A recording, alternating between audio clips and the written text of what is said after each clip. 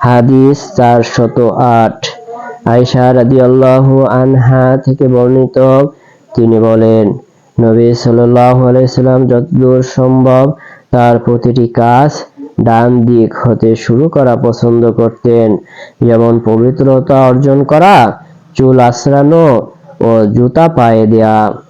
হাদিস 409। আয়েশা রাদিয়াল্লাহু আনহা থেকে বর্ণিত, উম্মে হাবিবা ও উম্মে সালামা আবিসিনিয়ায় একটি গির্জা দেখেছিলেন। তাতে অনেকগুলো প্রতিমূর্তি ছিল। এ সম্পর্কে তারা নবী সাল্লাল্লাহু আলাইহি ওয়াসাল্লাম এর নিকট বর্ণনা করলেন। তিনি বললেন, তাদের কোনো সৎ ব্যক্তি মারা গেলে তারা তাদের কবরের উপর মসজিদ তৈরি করত এবং তাদের প্রতিমূর্তি নির্মাণ করে সেখানে রাখত।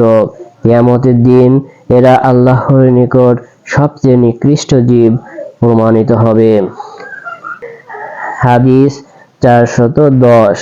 আনাস ইবনে মালিক রাদিয়াল্লাহু আনহু থেকে বর্ণিত, তিনি বলেন, নবী সাল্লাল্লাহু আলাইহি সাল্লাম মদিনায় এসে মদিনার উচ্চ অংশে বনু আমর ইবনে আউফ গোত্রে অবস্থান করলেন।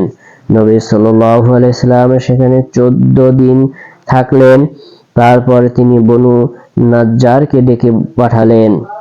তারা ঝুলন্ত তরবারি সহ উপস্থিত হলো। আমি যেন এখনো দেখতে পাচ্ছি নবী সাল্লাল্লাহু আলাইহি সাল্লাম তার বাহনের উপর, আবু বকর তার পিছনে এবং বনু নাজ্জারের দল তার চারদিকে। অবশেষে তিনি আবু আইয়ুবের বাড়ির প্রাঙ্গণে তার জিনিসপত্র নামালেন। তিনি যেখানে নামাজের সময় হতো সেখানেই নামাজ পড়া পছন্দ করতেন।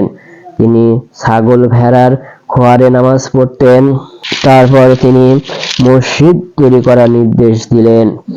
তিনি বনু নাজ্জার প্রধানকে ডেকে বললেন, হে বনু নাজ্জার, তোমাদের এ বাগানটি আমার নিকট বিক্রি করো। তারা বলল, না, আল্লাহর কসম, আমরা একমাত্র মহামহিম আল্লাহর নিকট এর মূল্য চাই। আনাস রাদিয়াল্লাহু আনহু বলেন, তাতে কি ছিল আমি তোমাদেরকে বলছি। তাতে মুশরিকদের কবর, পোড়া জমি এবং খেজুর গাছ ছিল। নবী সাল্লাল্লাহু আলাইহি ওয়াসাল্লাম এর নির্দেশ মোতাবেক মুশরিকদের কবরগুলো খোঁড়া হলো, পোড়া জমিগুলো ঠিকঠাক করা হলো এবং খেজুর গাছগুলো কেটে ফেলা হলো।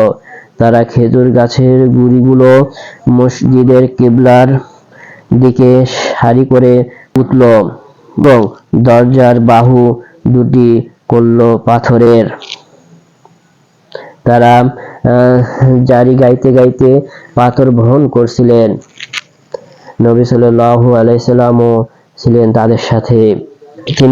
তিনি বলছিলেন, হে আল্লাহ, আখিরাতের কল্যাণ ছাড়া নেই কোনো কল্যাণ, আর ক্ষমা করো তাদের, তুমি যারা মুহাজির আর আনসার। হাদিস 411। আনাস ইবনে মালিক রাদিয়াল্লাহু আনহু থেকে বর্ণিত, তিনি বলেন, নবী সাল্লাল্লাহু আলাইহি ওয়াসাল্লাম ছাগল ভেড়ার খোয়ারে নামাজ পড়তেন।